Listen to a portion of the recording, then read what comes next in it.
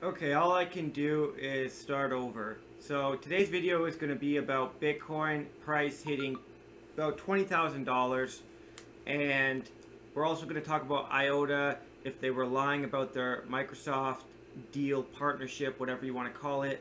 Also, we're going to talk about EOS and how you can actually make your EOS real live, because right now it's the crowd sale for EOS. It's ongoing. It's a very long crowd sale, and if you bought EOS on exchanges, those are eventually going to die, and they're going to have to be on this new real EOS blockchain if you want to really have EOS.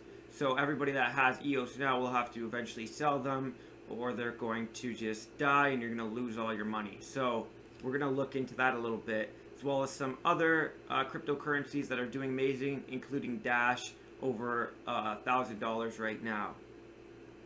So we will do this quick. I'm sorry, I was getting together another video to do, and then I realized there's so much going on. I have to kind of do a news video and price video before I go in and do my tutorial that I was going to do on utilizing Bitcoin for your website. So sorry if it's a bit slow. I have a lot of tabs open, pinned, because of that previous tutorial I was getting ready. So, but we should be good now.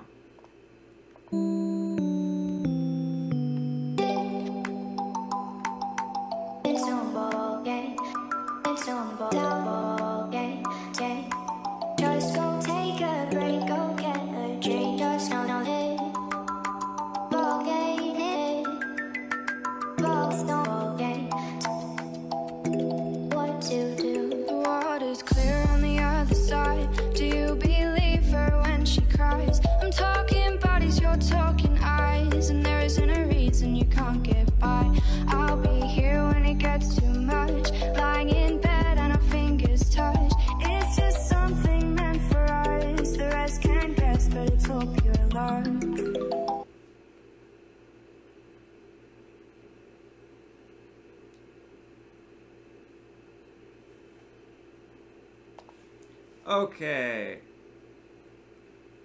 so looking at Bitcoin's price, it is just under 20,000 with a pretty decent 24-hour volume and a good market cap that keeps growing. This is the past few days what Bitcoin has done. So really not, any huge breakouts, but we did hit a very good milestone right there, $20,089 US. So the question is, where do we go from here? Is Bitcoin going to see a correction? And my guess, just right off the bat, without doing much research, market analysis, is yes.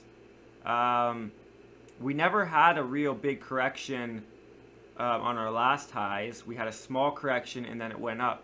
So a correction may be coming, especially since, this $20,000 is a huge mental block. People aren't really, going to buy above there, or at least a lot of people that have been in cryptocurrency for a while will not be buying at $20,000. They may be trading out of some other cryptocurrencies into Bitcoin, things like that, and new people will be coming in. Also, the futures launch, the CME futures launch now. I think we will see some growth. So we'll have to do some technical analysis maybe tomorrow and see where this is going.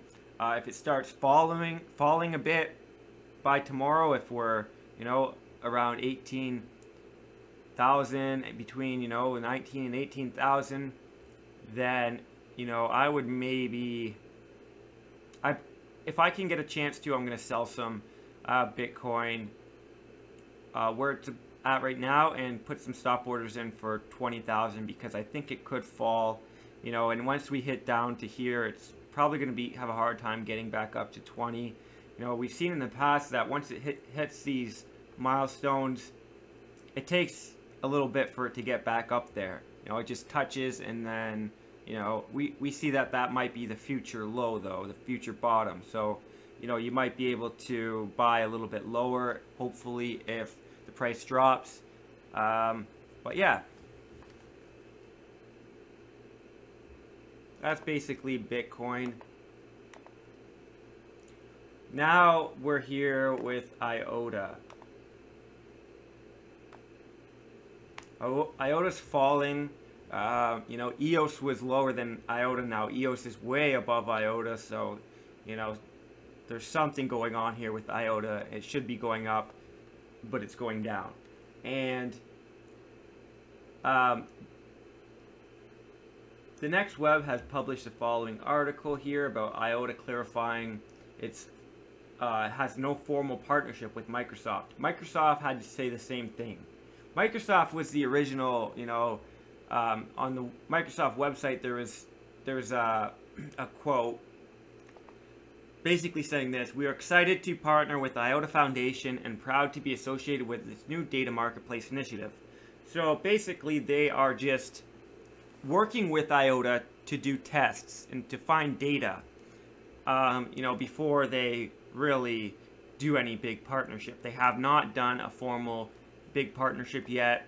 I did a lot of research into it, as well as other people, and no, all it is just a little bit of research they're doing with IOTA, partnering in that way, but not an official partnership the way we're used to seeing partnerships. So the volume is decreasing. Journalist of CNBC tweets. Let's see here.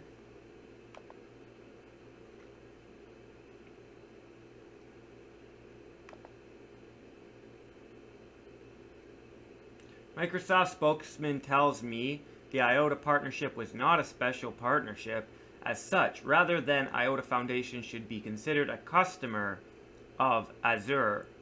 Exactly. Microsoft says it is clarifying the issue with IOTA for future coverage. Basically, it was a lot of news websites that blew this out of proportion, but, you know, that brings us into another article that we're going to talk a little bit about. But we'll read a bit of this first. IOTA angrily clarifies nature of relationship with Microsoft. Partner or participant? After an argument on Twitter, IOTA explains. And this morning, a little drama after an argument on Twitter. So, IOTA's coin, MyOTA, surpassed Ripple last week to become the 4th most valuable cryptocurrency in the world since it has dropped. So the Microsoft partnership took it up to 4th. Partly responsible for the rise in price was the announcement that the network had partnered with monolith Microsoft.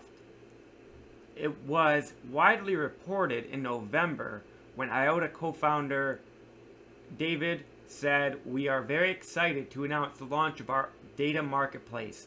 This was the real news. This is, you know, if you're looking for a reason to buy IOTA, this is what you should be buying because of their data marketplace, which is big. This will act as a catalyst for a whole new paradigm of research, artificial intelligence, and democratization of data. This marketplace was created in partnership with more than 20 companies, including, apparently, Microsoft. So, you know, the Microsoft blockchain specialist was quoted at the time with that quote that I showed you earlier. IOTA published this quote on its blog and apparently corrected Reuters' report on the development, requesting that the word Microsoft be in the headline. And we did cover this partnership, so half of, you know, the reason of covering this is to, you know, on my side, say that, you know, we were fooled along with basically the world.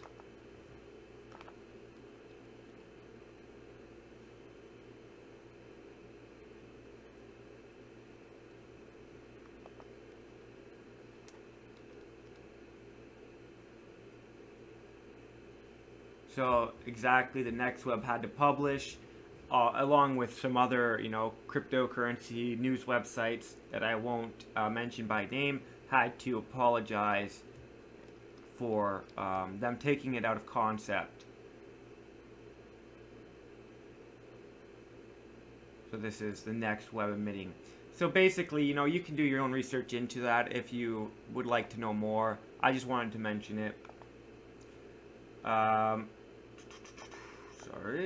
we are going to this article. So this article basically speaks about the post-truth era on the internet, where basically people can lie about stuff just because it's more profitable than telling the truth. And that's the way the current system's set up, with social media, people getting rewarded for, you know, having huge, extraordinary, you know, headlines, and then people sharing those tweets, headlines, articles also can get rewarded through different things. You know, certain social media sites work different ways, but basically they're showing in this article the antidote to that.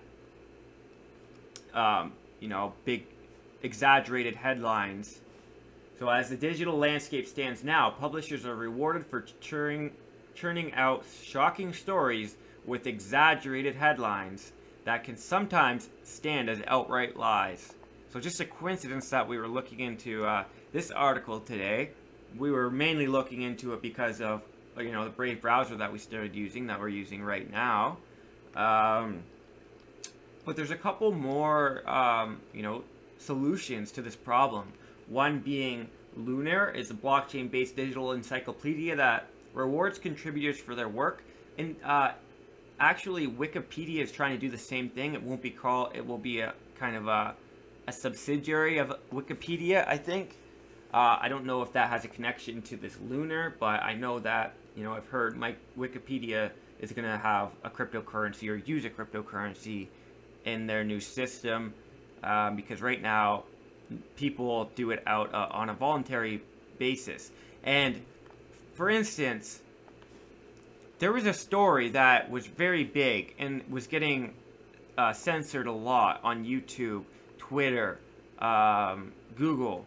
It was right around the time of the election of, you know, Trump and Hillary Clinton. You can probably guess the story, but even me mentioning that word, this video will get censored. And I will probably get a community guideline strike. It's what ruined my last channel, kind of, to the point where I had one strike left and I wasn't gonna, you know, make videos and risk losing my channel, so I decided to take a break from it.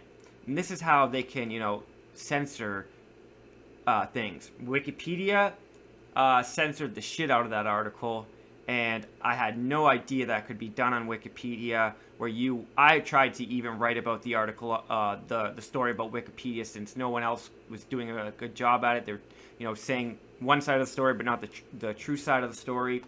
And I was not allowed to, because they were saying that I was doing something illegal by trying to talk about this story and put the facts in there. So they're saying that, you know, this hierarchy-free format renders Wikipedia vulnerable to bad actors who might be motivated to hide certain truths or propagate promotional stories in their own interests. In contrast, articles submitted to Lunar must be peer-reviewed before they can be published. The community pays contributors who submit high-quality articles with Lunar's in-system tokens. It'll kind of work like Steemit. We are on Steemit as well. Not sure if I have the link down in the description, but if not, I'll throw it in there. The Brave browser is addressing a different facet of the current digital media cycle, ad dollars. So, you know, the blockchain Brave browser aims to return the power of the purse into the hands of people by endowing users with the ability to choose which ads to permit and to make direct donations to publishers as compensation for producing quality content. And we are on there right now. See this little heart here? This publisher is enabled for payments. So I'm paying a little bit of money to NASDAQ just for viewing their article. I can also turn this off. If you get Brave browser and you turn that on, they will pay me, you know, that way rather than ads. Poet, they're talking about, which helps creators register their content on the Bitcoin blockchain so that if they're lying, we can go back and find the source of where this lie started. So just a little side note there.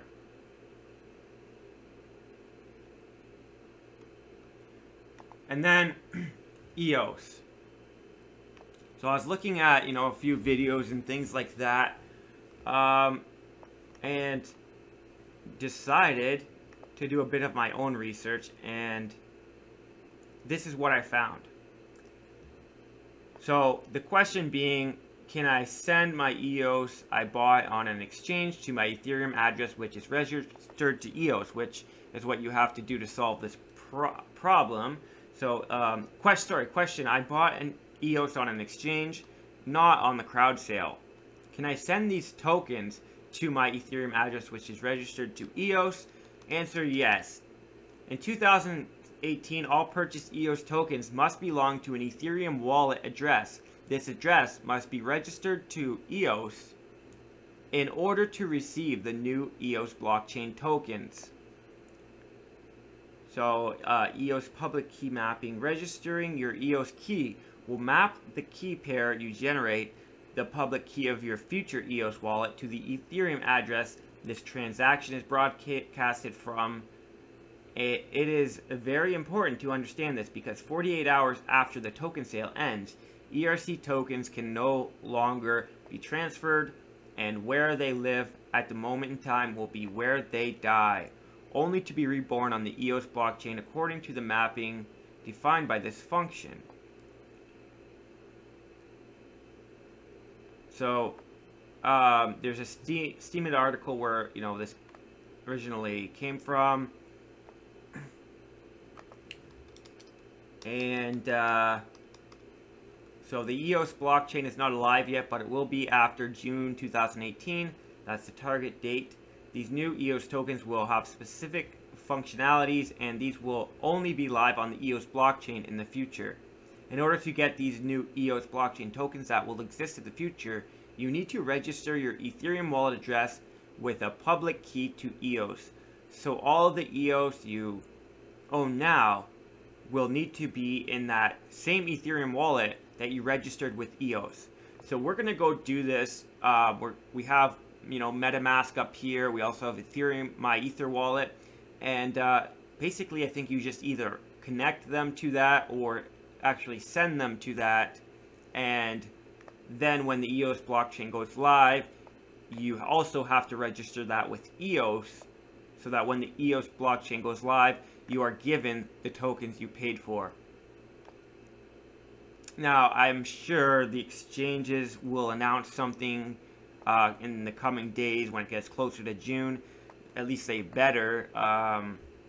But if you want to do this sooner and, you know, save yourself in case you're, you know, you forget, then we will do an in-depth tutorial about this after we figure it out ourselves.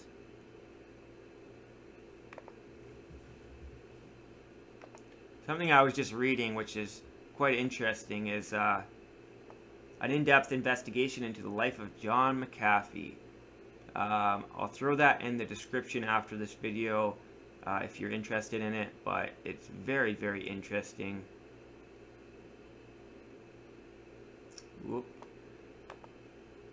John McAfee made the McAfee antivirus years ago and has had a hell of a life. He's always talking about cryptocurrencies and things like that. He's a very private person. He's, you know, has a lot of paranoia, which, you know, makes him invest in a lot of privacy coins.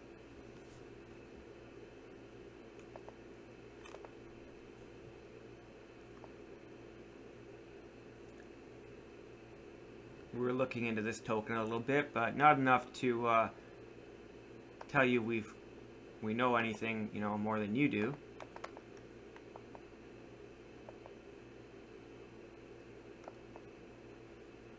We're also looking into Breakout Coin.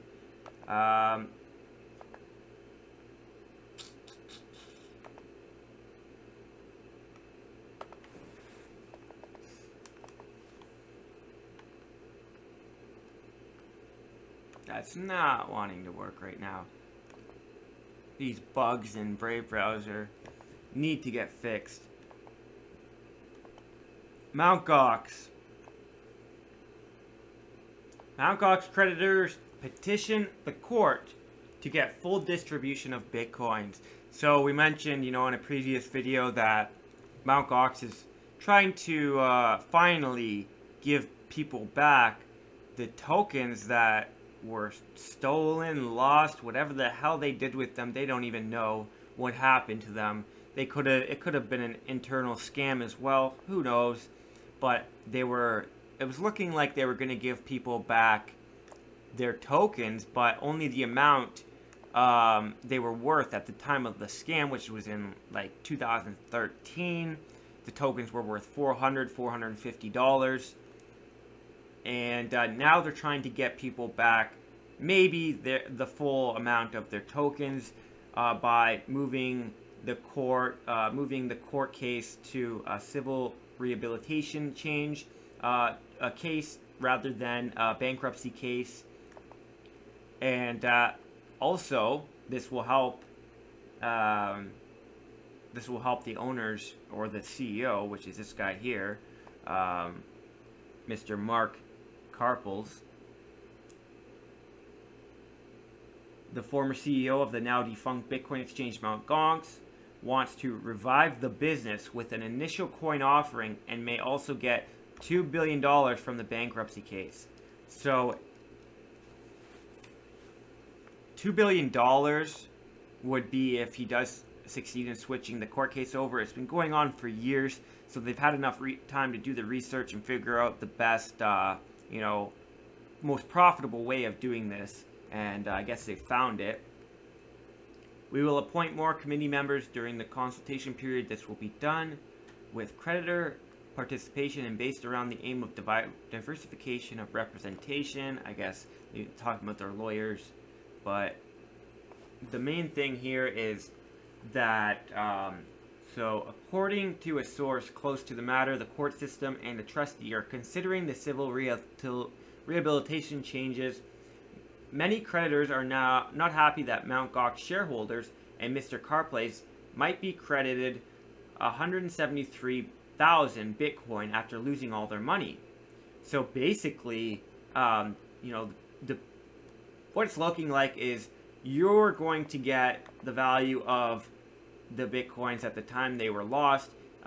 The people that invested in the shareholders of Mt. Gox are going to get the full amount.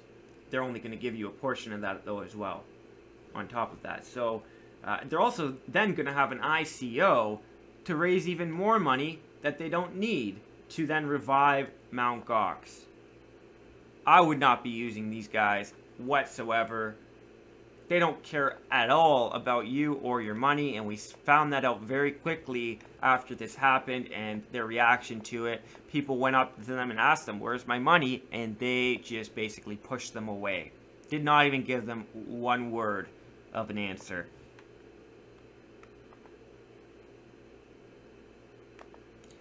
This is the Ethereum sweater that they launched into space when Ethereum passed $100.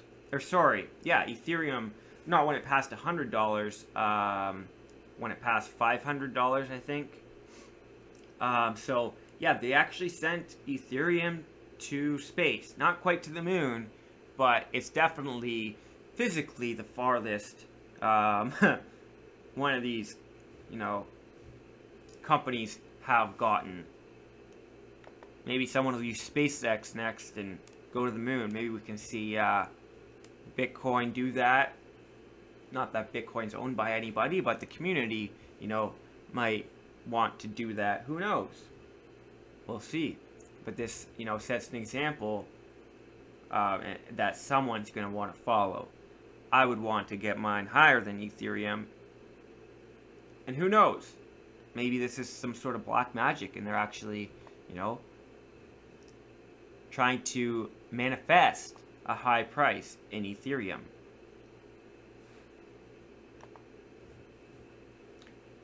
Maclaren seller will only accept Bitcoin as a form of payment. What a smart guy. These cars are worth so much money. There's like, there's a new Maclaren that just came out, and it's insane. And only a handful of people in the world own it. It comes with, you know, a pit crew. They teach you how to drive it because it's just insane and very hard to drive this thing. But with such a rare car, why would you accept fiat dollars?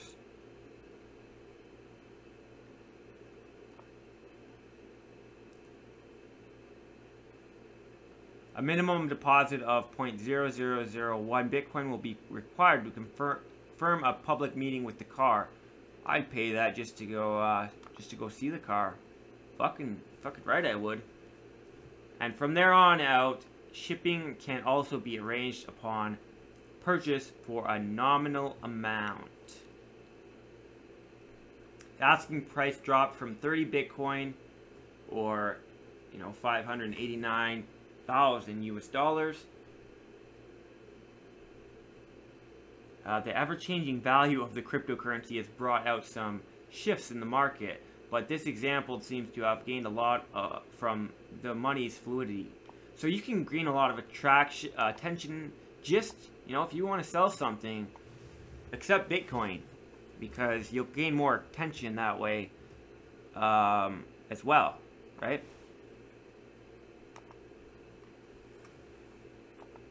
As well as having your business accept Bitcoin, because there's coin maps, there's all sorts of websites and forums that, you know, put on there only places that accept Bitcoin, and you can get on those maps that people, you know, coin maps does not have very many stores or people that accept Bitcoin right now, so you know, register, send them an email and get on there, and it's free advertising for you. We have Crypto Philanthropy, this Bit for Good website, which is a new charity that has opened up just, you know, accepting Bitcoin payments. It's basically a Bitcoin charity.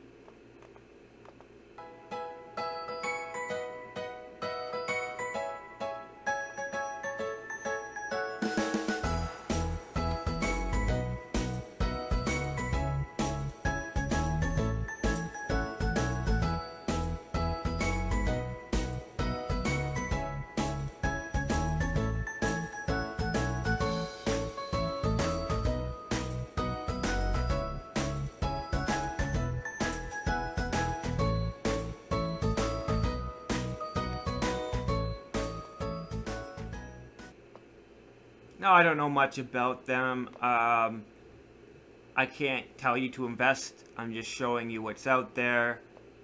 You know, this is the cryptocurrency channel, so we just talk about all things cryptocurrency, right? And this is Cryptocurrency Philanthropy. Some of their projects are here. Hurricane relief. Bit for Good, although the United Nations does this, and guess what? The United Nations now does this on the blockchain with Ethereum. So think about this. You want to give thousands of households food because there's been a catastrophe for whatever reason. This has already happened, by the way, and you don't want to give the people money. You don't know what they're going to spend it on, things like that. You don't know if it's ever actually going to get to the store and be used for what it was supposed to be. So now the United Nations is paying, they're bypassing the person that they're actually giving the money to, bypassing, you know, all these people, and they're giving cryptocurrency directly to the stores that these items would be purchased from. Then they can, you know, give these people basically vouchers or just have certain, names that are allowed to get these items, and then when they go in the store, it's already been paid for on the Ethereum blockchain to the store owners, and they give them their products, supplies. This is how the United Nations Food Program is actually working today. They are looking to create maybe their own blockchain as well, because it seems, a lot of people, well, you can take the source code and create your own Ethereum blockchain where it is private. Plus, the Ethereum blockchain gets congested sometimes, right? We see that with CryptoKitties. What if CryptoKitties made it so people could not get their, disaster relief items? That would be pretty insane. So we have BitPay here. BitPay will process payments on multiple blockchains starting with Bitcoin Cash. So interesting that this is an article December 15th. Interesting they're starting with Bitcoin Cash, right? Bitcoin Cash is getting a lot of, it's coming a long way. We had a poll on our Twitter, that said, what do you want Bitcoin to be named, Bitcoin Cash to be named, Bcash or Bitcoin Cash? Because there's a lot of confusion.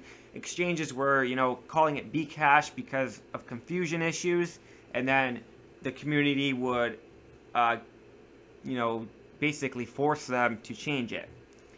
And so I was wondering if this was just the developers that go to force these people to do that, or if the community actually believes it should be called Bitcoin Cash. I did a little poll, and 86% of people said it should be called Bitcoin Cash. So you can follow our Twitter for polls like that are kind of fun, and will actually, give you a bit better of a perception on what's going on, community consensus, right? So also, we're not doing, for a little bit, we're not going to be doing, we might do one here and there, a giveaway on YouTube, but for now we're doing a giveaway for our Twitter. So we're going to give cryptocurrencies away for Christmas, and you have to follow our Twitter to get on that giveaway. We're also going to be talking about BitPay when we do the, accepting payments with Bitcoin on your website tutorial. It is one way you can do that.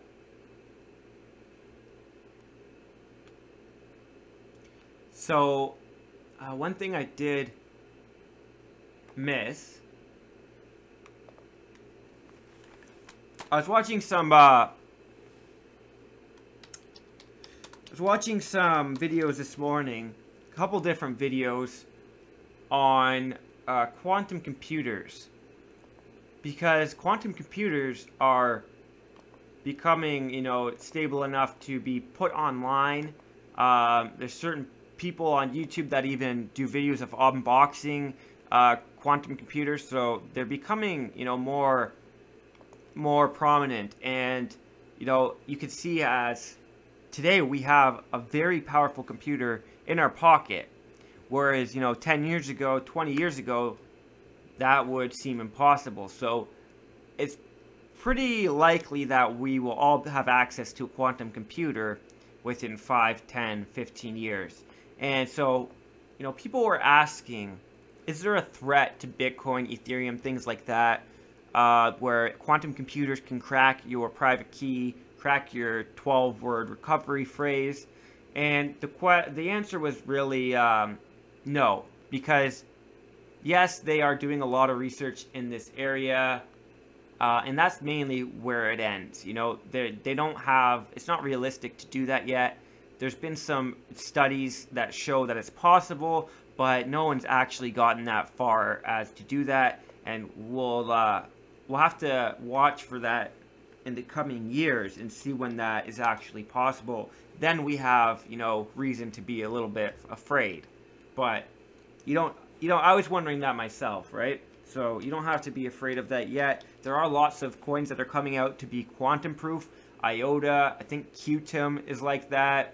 And a couple others that I can't, think of off the top of my head, but you can throw those in the in the comments if you know.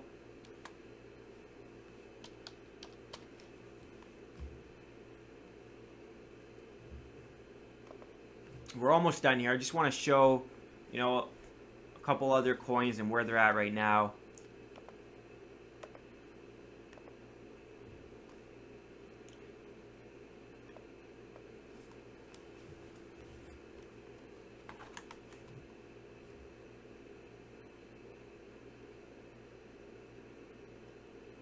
If it lets me. We did so well up until here. Come on.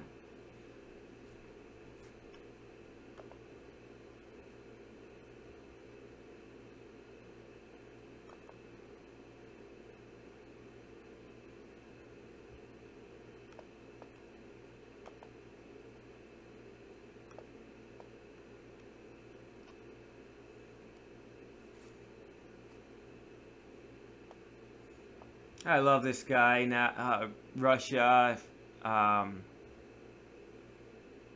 whatever that news site's called, that news outlet. I can't think of it off the top of my head. RT News. So Russian television, basically.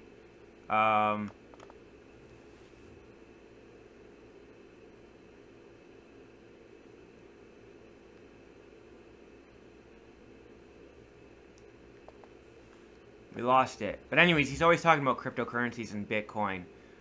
You can go to CoinMarketCap yourself and see that Dash is doing amazing right now, as well as NEOS. We talked about NEOS the other day and why it would, you know, be rising again, and why it is rising again. And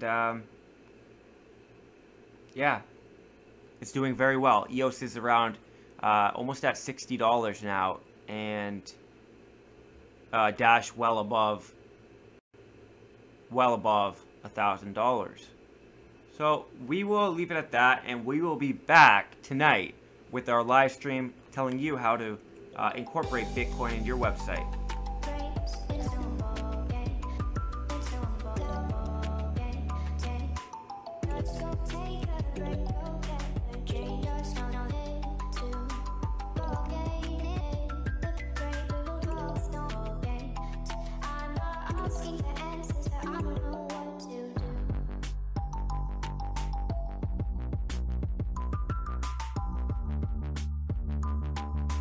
Just go take a break, go get a drink.